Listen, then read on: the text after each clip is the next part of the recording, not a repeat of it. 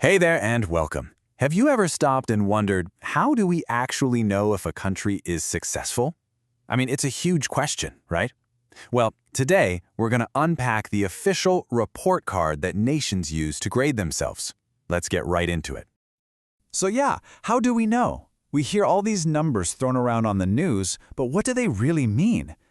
Is a booming economy the same thing as a happy, healthy population? That is the big question we are digging into today. You see, you can think of it like this. Countries get report cards, kind of like we did in school. But instead of grades in algebra, their scores are based on some pretty complex economic data. It's all about looking past those flashy headlines to understand the real story the numbers are trying to tell us. And I think this is the perfect way to picture it. Judging a country's health is a lot like checking your car's dashboard. Sure, the speedometer might say you're going fast, and that feels good, but what about the engine light? Are you about to run out of gas? You need that whole set of gauges to really know if you're on a good, safe, and sustainable trip. So let's start with what you might call the usual suspects. These are the main gauges on that dashboard, right? The economic vital signs that economists, governments, and journalists are looking at constantly to get a pulse on how a nation is doing. And first up, we have the big one, gross domestic product, or GDP. This is pretty much the speedometer of the economy. It's the grand total market value of everything a country makes and sells in a certain amount of time.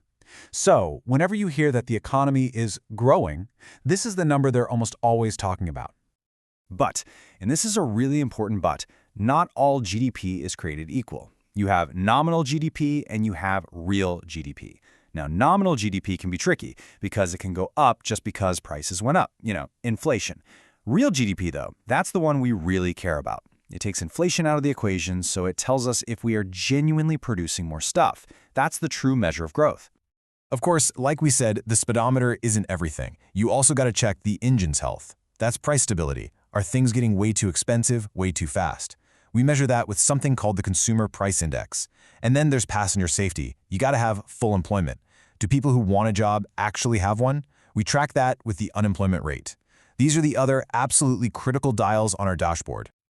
Okay, so we've got our main gauges: GDP, inflation, unemployment. Seems simple enough, but here's where the story takes a really interesting turn. What if these numbers, as important as they are, don't tell the whole story? What if, in some pretty big ways, they're actually hiding the truth? Just think about this for a second. We're all taught to believe that a rising GDP is good news, and in many ways it is. But does a bigger national pie automatically mean a bigger slice for everyone? Or, for that matter, a better tasting pie?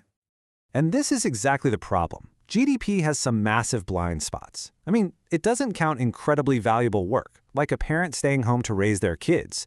It completely misses the entire underground economy. And here's the kicker, it tells us nothing about who gets the money. A country's GDP could be soaring, but if it's all going into the pockets of a few, is the country as a whole really better off? Plus, it doesn't care what we're producing. Spending $1 billion on healthcare looks the same as spending $1 billion on weapons. One of those definitely improves daily life more than the other. So it really boils down to this. Simply counting up all the stuff we produce is a flawed way to measure success. It makes the mistake of assuming that having more things automatically means a better quality of life. Okay, so if GDP is flawed, what's the alternative? This leads us right into our next section, where we're going to look at how we can build a much better report card, one that measures not just how much stuff we make, but how well we're actually living. Right, so a truly successful country has to deliver on two fronts. You've got the material standard of living. That's the quantity of goods and services we can get. But just as important, if not more so, is the non-material standard of living. That's the quality of our lives. Are we healthy? Are we educated? Do we feel safe? And to try and capture this bigger picture, economists have developed some really cool tools, like the Human Development Index, or HDI. Instead of just focusing on one number, like GDP, it combines several key measures into a single score that gives a much more complete, more human picture of a nation's progress. And here's the beautiful simplicity of how it works. The HDI is built on three really powerful pillars. First, are people living long, healthy lives? Simple enough. Second, do people have access to knowledge and education? And third, do they have a decent standard of living? This part does use income, but, and this is so important, it's adjusted for what that money can actually buy in their own country. It's a fantastic balance of economic prosperity and genuine human well-being. So that brings us to our final piece of the puzzle. Okay, we've got these better indicators, but how do we use them to fairly compare different countries? I mean, a dollar in New York is just not the same as a dollar in Manila. Exactly. This is the perfect example. Let's say you have $5. In Zurich, that might get you 1 cup of coffee. But in Bangkok, that same $5 could buy you 5 coffees. The amount of money is identical, but the purchasing power of that money is completely different.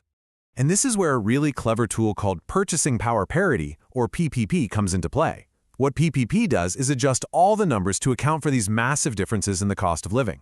It lets us make a real apples-to-apples comparison of what people's incomes can actually buy, which is the only way to do it fairly.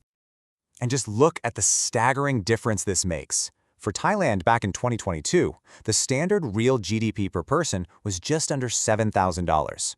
But when you adjust for the much lower cost of living there using PPP, their actual standard of living is equivalent to over $20,000. It almost triples our perception of their well-being. It's a total game changer. So after all that, where does this leave us? Well, we've gone from a really simple but flawed speedometer to a much more sophisticated, much more honest dashboard for measuring a nation's success. Let's pull it all together for the big picture. So here it is, our complete dashboard. We still need that GDP speedometer, that's important, but now we've added gauges for engine health, that's inflation, and passenger safety, that's employment. And crucially, we've added a journey quality indicator, like the HDI, to tell us if it's actually a good trip for people. And finally, a GPS, using PPP to see how our journey stacks up against others around the world. And that leaves us with one final, really powerful thought to chew on. There's a saying, we become what we measure. The metrics we choose to focus on really do shape our priorities as a society. So the real question isn't just about what the numbers are today, but what we decide they should be tomorrow.